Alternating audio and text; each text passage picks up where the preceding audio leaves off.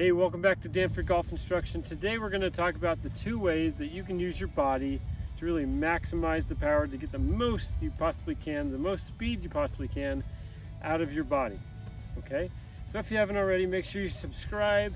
All right, give us a like. Right now it's 111 degrees here in Arizona, and I'm out here making video for you guys, so make sure you show me some love for being out here doing that for you. So go ahead and get ready. Let's help you hit that ball farther. If you're watching this video, you want to get more power. Who doesn't? Everybody's been watching Bryson on TV just to see how far he hits the ball. Today, I think he drove one over 400 yards, which is just madness. It's crazy. All right, so he's super exciting to watch right now, and we all want to hit the ball a little bit further because we know as you get closer to the green, you get to use a shorter club, it becomes easier. All right. All the top guys on tour, the top money winners, are all the guys who hit the ball the farthest. That's not a coincidence. All right, so what we're going to talk about is the two ways you can maximize the power with your body to help you hit the ball farther. Okay, the first one, you've probably all heard about this or talked about it at some point in time, is width in the golf swing. All right, so let's go ahead and talk about what width is. When you set up with your driver or your irons, all right, the way your arms hang, that is width. That is the width that you can get in your golf swing. Okay, that's just not the entire story. So if you start off with your arms bent, all right, or a shoulder kind of hiked up like that, you're not going to be able to create the width that you really want in your golf swing. Okay, so what width is, and when you start off with good posture, your arms hang nice and straight. Okay, width is when you get your body to turn, and basically you maintain the exact same distance that you did in the beginning as you turn. All right, so if your arms pull in, you're losing width. All right, and if you kind of push away and it looks like your shoulders kind of retract, you might feel like you're creating width. All right, and yes, you are, but you're also basically pulling your shoulders away from your body, so it becomes a weak or a position for you to just use a lot of arms. It's going to be very hard for you to actually hit the center of the club face, which is why the ball goes so far. All right, off the center, it starts to drastically lose distance. Okay, so when you set up, that's the width that you start off with. If you want to maintain that width, you've got to turn.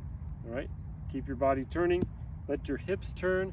All right, the X factor that came out in the 90s, it's a great way to create some more power, but it's also a really great way for you to hurt yourself, and most of us aren't flexible enough to do it anyway. So forget about that idea if that's what you've been practicing. All right, so create that width.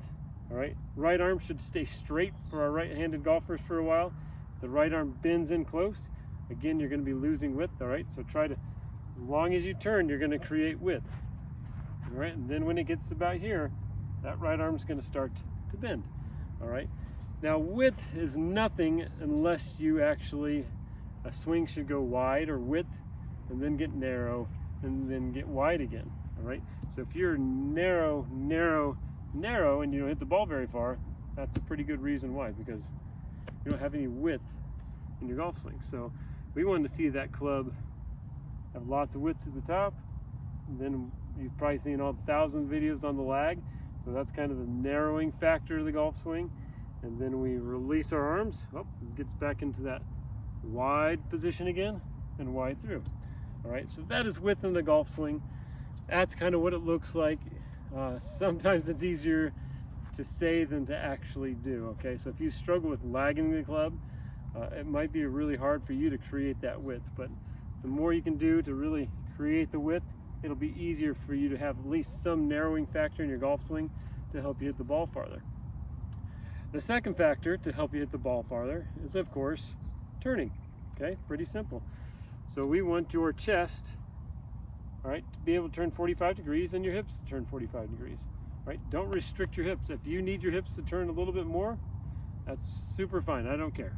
Right? So if you really need to turn your hips, get those hips deep to help you turn more because you're kind of restricted in your upper body, that's fine. Okay? We need the turn because then we need the separation as we come down into impact. So as you take that club to the top, all right, the separation comes from the hips starting to turn. Right? So your body basically turns like a rubber band that separates. Right? And that helps you get a lot more power, right? But if you don't turn your hips very much, all right, you can't turn your shoulders so much, and then everything basically turns at the same speed on the way down, and we get that steep move and we get those weak slices, it doesn't go anywhere. All right, so if you really just want to help yourself start hitting the ball farther, start trying to create a little bit more width. Don't let your arms get pulled close to you. Don't let that right arm bend too soon. Don't let that left arm bend. All right, and then of course you got to let your body turn. Get your body to turn, get your hips to turn, get those hips deep, right? So you have lots of space, especially when it comes to helping you narrow the club.